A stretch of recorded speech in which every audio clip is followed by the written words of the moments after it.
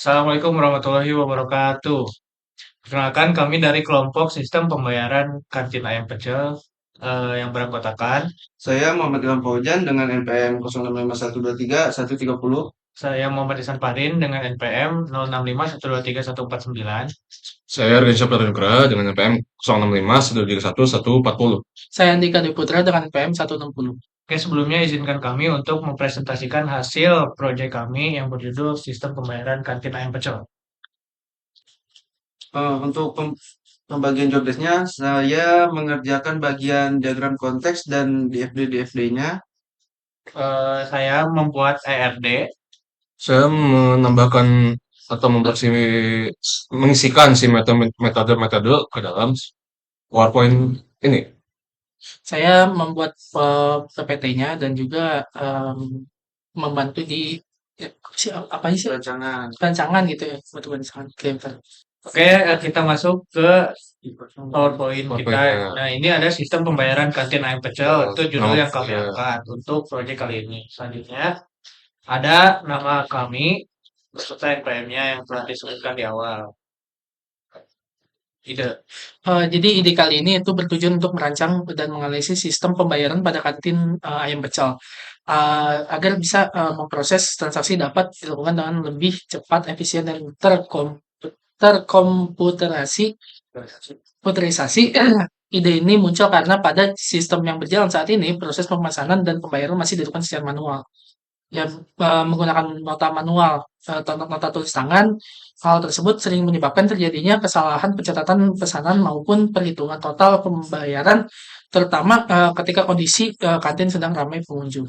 Jadi, jadi di sini tuh ide kita tuh mau bikin si kantin pecel ini tuh nantinya bisa melakukan transaksi lebih cepat dan efisien sih, lebih dibuatnya di bagian situ, terdigitalisasi juga gitu. Oh, biar terjadwal juga ya, Mas ya. Ya, bisa terjadwal juga, lebih efisien. Jadi, Biar cepat. Next ya. Eh, nah, rencana yang akan kami lakukan itu ada fitur-fiturnya. Yang pertama itu ada login dan hak akses. Dan itu untuk user. Lalu selanjutnya ada pencarian dan filter menu. Lalu ada data menu, data stok, transaksi pembayaran, laporan penjualan, dan juga pengelolaan diskon.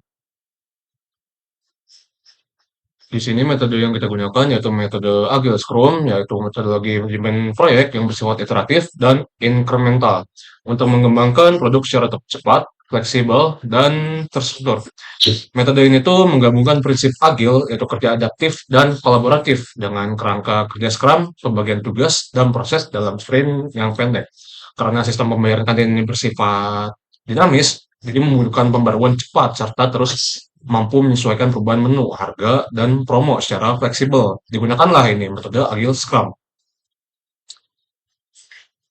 Nah, penerapan metode Agile Scrum di dalam proyek ini yaitu yang pertama itu ada product backlog, yaitu daftar kebutuhan utama sistem disusun berdasarkan fitur yang dibutuhkan seperti yang tadi login dan hak akses, web user, data menu dan stok, transaksi pembayaran, laporan penjualan, dan pengelolaan diskon. Yang kedua yaitu sprint planning. Sprint yang pertama itu desain antar muka dan pembuatan table database, yaitu pembuatan interface-nya. Yang kedua, sprint kedua yaitu implementasi fitur login dan data menu. Yang sprint ketiga, fitur transaksi, pembayaran, dan yang terakhir keempat ya fitur laporan dan diskon. Nah, yang untuk yang ketiga, daily scrum, yaitu meeting harian, itu apa saja sih yang sudah dikerjakan dalam proyek ini, dan yang kedua yaitu apa yang akan dikerjakan selanjutnya setelah mengerjakan tugas sebelumnya. Terus apa aja sih kendala yang dihadapi dalam pengerjaan proyek ini. Terus yang keempat ada sprint review, yaitu setelah setiap sprint selesai, dilakukan peninjauan hasil pengembangan bersama anggota kelompok. Setelah itu ada sprint retrospektif, yaitu setelah seluruh sprint selesai, tim melakukan eval terhadap proses kerja, apa yang berjalan baik, apa yang perlu diperbaiki, dan bagaimana meningkatkan kinerja untuk proyek berikutnya. Seperti itu. Nah, selanjutnya di sini ada ERD atau Entity Relationship Diagram. Nah, di sini tuh kita ada 5 entitas, yaitu ada entitas user, Ada entitas user, ada entitas diskon, lalu ada menu, transaksi, dan user. Nah, di setiap entitasnya itu memiliki atribut-atribut yang telah kita pikirkan apa aja untuk kedepannya di dalam aplikasi yang kita buat. Nah, di situ ada user.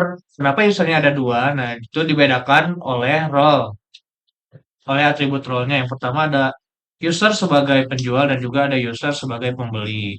Terus selanjutnya ada di relasi-relasinya. Oke, yang pertama user dengan user yaitu penjual dengan pembeli. Hubungannya melayani.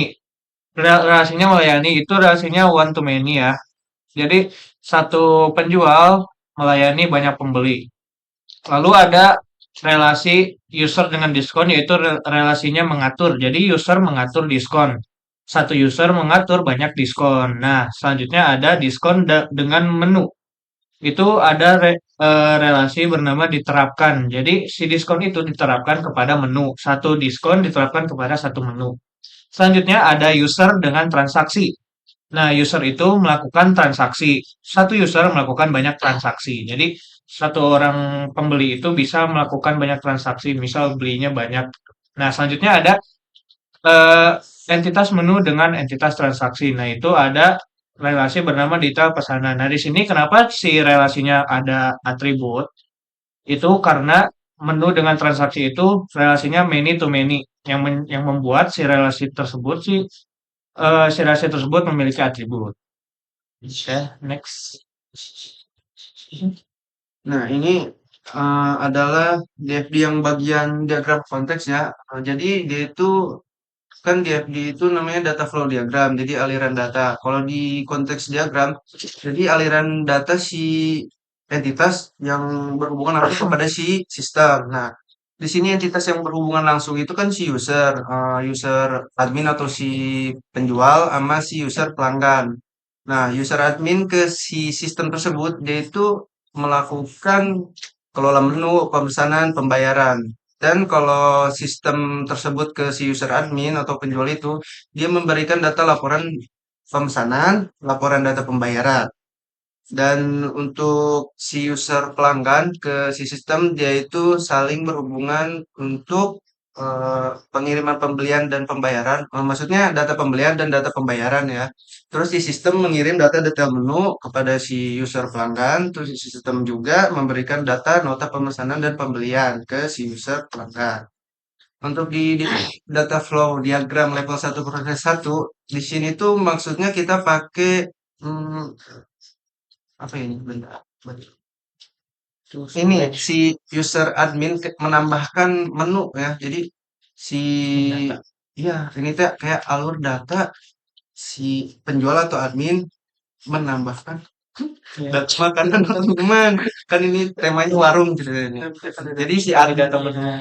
nah ya data storage menu. Ini kelihatan nggak pointernya?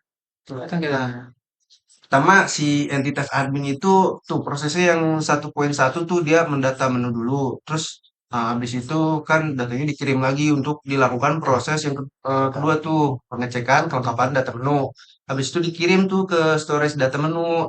Nah, dari storage tersebut eh, proses selanjutnya yaitu menampilkan data menu ke mana itu teh? Ke si user pelanggan. Boleh lanjut? Nah, yang untuk di level 1 proses 2 di sini tuh merupakan proses si hmm, ceritanya bayangin aja kayak pelanggan datang nih ke kafe nih, ke kantin tersebut. Dia tuh ngelihat menu-menunya ada paket apa, istilahnya gitu. Nah, kan dari ya, ah, Milih menu. iya. Terus kan si data storage data menu itu dia nampilin lah ceritanya ke user pelanggan. Nah, si user pelanggan itu melakukan proses pemilihan menu. Habis itu misalkan udah milih nih, dia tuh melakukan proses lagi menginputkan data pemesanan. Mesen ceritanya, dia tuh mesen dulu. Terus habis itu dimasukin datanya ke data storage data pemesanan.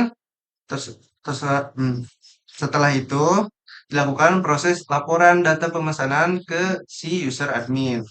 Sebelumnya itu di data pemesanan ada Ya, pembuatan nota pemesanan. dari data storage data pemesanan tersebut juga dibuat proses nota pemesanan. Jadi kayak dibuat struknya nanti. Nah kan kayak tadi apa sih dibuat struknya contohnya ya tadi ya. Untuk DFD level 1 proses 3. Nah ini typo ya, ini typo, ini prosesnya harusnya proses 3. Nah, jadi kan tadi itu alurnya dia ceritanya udah mesen nih, kan udah nampilin lah dari data storage, data pemesanan nih, udah mesen, terus si user pelanggannya tuh login dulu buat kayak ngeverifikasi. Nah dia tuh melakukan proses login, habis itu dia tuh menginput data pembayaran. Nah, udah itu dimasukinlah data tersebut ke storage data pembayaran. Nah, dari storage data pembayaran dibuat nota pembayaran tuh diproses ke atas. Kemudian bisa juga dia membuat eh, sebagai laporan data pembayaran untuk dikirim ke si user admin. Nah, untuk DFD level 2 proses 1 ini tuh merupakan proses lebih rinci dari level 1 sebelumnya. Ini kan yang eh, proses 1 itu dia ngambil yang ini tuh lebih dalam, lebih rincinya dari si proses pendataan menu. Nah, jadi maksudnya si admin kan tadi pendataan menu ya. Jadi dia tuh bisa nambah data, proses nambah data, terus proses ubah data menu, sama ngehapus data menu. Eh, kan misalkan si admin mau nambah dulu nih proses data menu nih, tambah data menu. Habis ditambah tuh dia harus dicek dulu, melakukan proses pengecekan sebelum dikirim ke storage data pembayaran. Semisal udah fix nih, maksudnya udah paten lah masuk ke menu tambahan baru. Nah, habis itu dari storage data pembayaran dikirim atau ditampilkan ke si entitas pelanggan. Untuk di DFD level 2 proses 2 ini merupakan rincian dari proses yang ini tuh untuk rincian dari DFD level 2 yang bagian input data pemesanan nih. Jadi si pelanggan tuh harus melakukan proses validasi dulu nih pemesanannya yang mana dari si storage data menu. Nah, habis itu proses selanjutnya yaitu untuk menghitung total pemesanan. Selanjutnya kan data pemesanannya dikirim ke storage data pemesanan. Nah, data tersebut lalu ditampilkan untuk dikonfirmasi ulang ke si pelanggan. Selanjutnya di DFD level 2 proses 3 ini merupakan rincian proses si user pelanggan itu login ya. Kan tadi cuman di level 1 tuh cuman login aja gitu. Ini lebih dalamnya. Nah, pertama tuh si pelanggan itu melakukan proses input data loginnya tersebut. Nah, habis itu kan dia ngelakuin proses verifikasi datanya. Eh, Terus diambil juga si apa sih itu storage data pemesanan. Nah, habis itu kan dia udah login, udah ngambil data dari storage data pemesanan. Nah, itu tuh buat ngelanjutin ke proses validasi pembayaran. Nah, habis itu habis dihitunglah total pembayarannya, total pembayaran tersebut dimasukin ke storage-nya. Habis itu ditampilkan data konfirmasi pembayaran tersebut ke si pelanggan. Nah, istilahnya kalau ini tanya lah nota udah jadi. Oke, mungkin kesimpulan dari proyek yang akan kami buat ini, sebelumnya karena kita sudah melihat kantin ayam kecil yang ada di belakang Unpad itu Iya, masih pemesanannya masih manual dan mungkin saja bisa terjadi kesalahan dalam penulisan pemesanan menu, pembayaran, transaksi dan lain-lain. Akhirnya terpikirkan oleh kami untuk membuat proyek eh, secara pembayaran sistem pembayaran kantin air pecel yang lebih terkomputerisasi atau lebih digital agar meminimalisir hasil. terjadinya kesalahan dalam penambahan menu, dalam transaksi atau apapun itu agar kedepannya lebih baik. Kan ada tambahan? Oh, jadi kayak ini ya.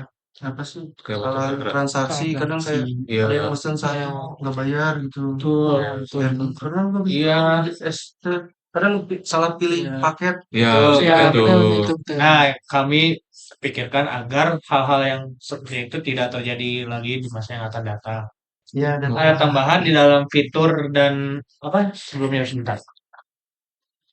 Di Nah, lewat nah di Nah, fitur ini kan ada login dan hak akses. Nah, mungkin nggak mungkin sih ke depannya kayak kita akan menyuruh si user pelanggan itu untuk login terlebih dahulu agar dia mendapatkan diskon untuk menu-menunya. ya, Jadi deh, itu teh gara ini kan waktu itu tuh kan kita tuh sering langganan nih setiap habis langganan. kamu ya, ibu ayam pecel dong. Nah, si ibu tuh udah saking seringnya tuh si ibu kayak ngasih, wah Iya, anjir ini tuh langganan banget nih katanya. iya. Kayak langganan terus kasih ini kayak diskon kadang suka dibonusin ST Iya, Money iya. kan. Iya. Dari situ terciptalah ide untuk mendapati fitur tadi apa sih? Diskon. Diskon Pengenalan login. diskon.